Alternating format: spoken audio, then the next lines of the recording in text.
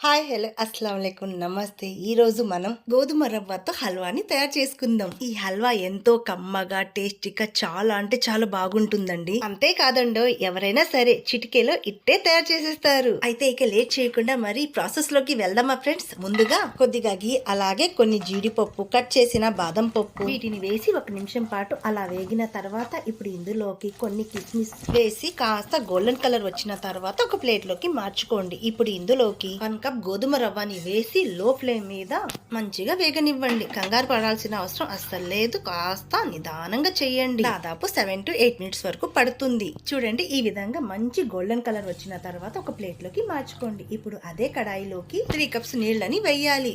1 cup రవ్వకి 3 cups నీళ్లు పడతాయి. పైన మూత పెట్టి నీళ్లను బాగా మరగనివ్వండి.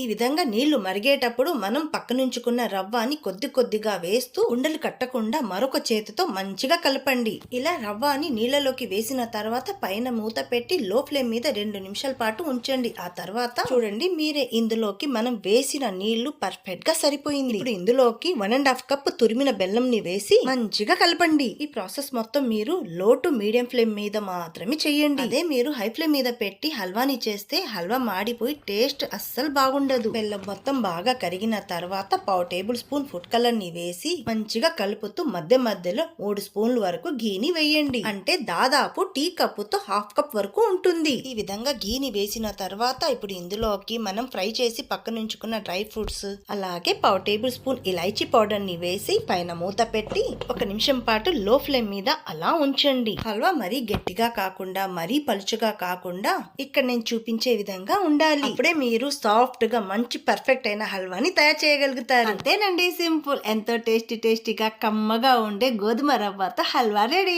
ఇందులో నేను చెప్పే టిప్స్ ఫాలో అవుతూ చేయండి. ఎందుకు కుదరదు, మీకు కూడా తప్పకుండా కుదురుతుంది. సబ్స్క్రైబ్ చేయడం మాత్రం అస్సలు మర్చిపోకండి. Thanks for watching video. Bye.